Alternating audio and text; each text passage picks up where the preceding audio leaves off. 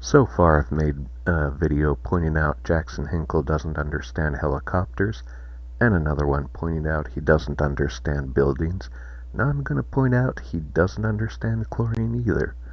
Now for the first clip, I'm pointing out chlorine is heavier than air, so it sinks. So if you think there's a chlorine attack, what do? You move away from it, which is up. But in this video, both Mate and Jackson Hinkle are completely incredulous. They cannot believe that people would go up to avoid something that settles down. Check it out. In Syria, it's typical for people in Syrian culture to run to the top of a building through the staircase when they think there might be a chemical attack taking place or something like that. Like I don't even know where to start with this. It's more appropriate in Syria and it's more normal in Syria for people to rush to the top of a building when they think a chemical attack is taking place, then leave the building. Then leave the building. Yeah. And he claimed that, it totally makes sense that, people would rush to the top of the building and not leave. And this is because, like, they think there might be an explosion and the building might topple, which, I mean, that doesn't make sense either, because if a building's going to topple and it's going to fall to the ground, you wouldn't want to, you wouldn't want to be at the top of the building either. So, No, like, no, help me, like, no, just like no. understand what's going through this guy's mind when he's trying to make these claims. It's nuts. And it starts with basically the fact that if you're a propagandist trying to justify a cover up and ignore the real cause for how those people were killed in Duma. Okay, so we've established that both Jackson and, Aaron Mate really don't know what they're talking about, but they're very confident. Now, watching the debate with Vaush, because Jackson starts out by saying that, the people died from a non-chemical based attack, whatever that means. And watch what happens when Vaush presses him. You'll notice from his body language he doesn't have a good answer, so he pivots.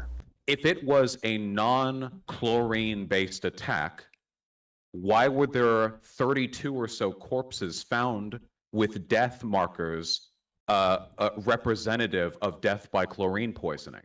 The foaming at the mouth is caused by the acids that form when chlorine gas comes into contact with moisture, like moisture in our throats and in our eyes. That's how they died. I can't show these pictures or videos on stream because they're highly graphic, but there are videos taken at the time and afterwards of corpses piled up in these buildings with death markers that are directly indicative of the causes of chlorine gas poisoning. Were they killed by shells and then somebody like spray canned foam in their mouth, or like enough to convincingly like trick medic crisis teams, or how would that have happened? So, you just alleged that the symptoms of the victims were indicative of a chlorine attack. Is that what you're saying? Or the corpses, the fact that they were foaming at the mouth, that is absolutely consistent with the symptoms of chlorine death and not like trauma or like shelling. Yes. So No, that being so shelled will not cause that. so that would be consistent with a mass chlorine attack, like what we've seen happen in previous world wars, where you have huge clouds of chlorine that are consuming regions of of war for hours on end. It's not indicative of what took place here. Okay, so this is one of the things about Jackson, he doesn't know what he's talking about, which is why his position keeps shifting like that. But he's still really, really confident, which, it's a really annoying combination.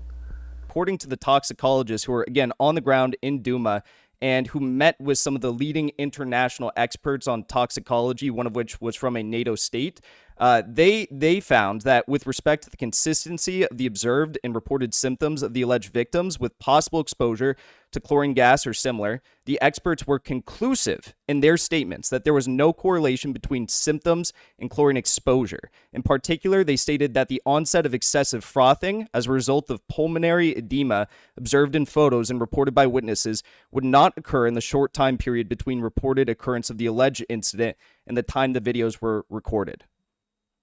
So if you're wondering how thorough these toxicologists were, well, basically they just watched a video, and that's about it. they flew out to meet with a group of eminent toxicologists from a NATO member state. Okay, not a Russian group or a Chinese group or a Syrian group, a NATO member state. And those toxicologists looked at the video footage from the scene. And here's the thing, you'd think Jackson would know that, he'd know these toxicologists, they weren't that thorough, they just watched a video because that's what Aaron Mate told them. So anyway, here's Vaush's rebuttal. Which is interesting because it was later indicated in criticisms of the report that came from my side of the aisle, from people who do believe that this actually took place, that no, those conditions can actually take place in as little as 30 minutes, depending on the concentration of the chlorine gas in the air. Now, conveniently for my narrative, these bombs were dropped in enclosed areas. These weren't dropped into the street. They were dropped into a roof in a bedroom, meaning that the chlorine gas exposure was in a highly concentrated area. So there were open windows, there was an open roof. Testimony of a green cloud shortly after the dropping of these canisters. Now, highly dispersed chlorine gas wouldn't produce visual effects like that, but highly concentrated chlorine gas would. There are witness testimonies of people dropping dead within seconds of the drop of the bomb. This is consistent with a highly pressurized and highly contained release of chlorine gas. I'm curious what those sources are. Are those the white helmets? Additionally, if you want to Google it, evidence exists of pulmonary edema taking place near instantly in severe concentrations of chlorine gas. Since chlorine gas. So no. That depends. That depends on the concentration of chlorine. It depends on the concentration of chlorine. That it was released at all, considering that it was contained within the building and that it's heavier than air, and that the death took place in the lower level. This is a very strong indication that if chlorine gas was released, it would have been able to be released in amounts significant enough to cause pulmonary edema. So Vaush, these toxicologists were working off limited information. That's not an accurate characterization. That is not an accurate characterization. Vaush, for the frothing to develop, they would have had to been there for a prolonged period of time based on the concentration of chlorine. The sources that you're citing referring to instantaneous deaths from chlorine exposure are in world wars where you have massive clouds of chlorine consuming open war fields and sinking into trenches where troops are stationed. This is completely different. And as you can see right there, Jackson is talking, as if he knows the concentration of the chlorine. But here's the thing, the concentration hasn't been established. And if Jackson Hinkle had paid attention to his interview he had with Aaron Mate, he would know that. Because, by the way, the amount of chlorine that actually entered the building it's not established, but... So yeah, basically, as you can see, Jackson Hinkle just talks about stuff he knows nothing about. And in conclusion, we can add chlorine to the things that Jackson Hinkle doesn't understand.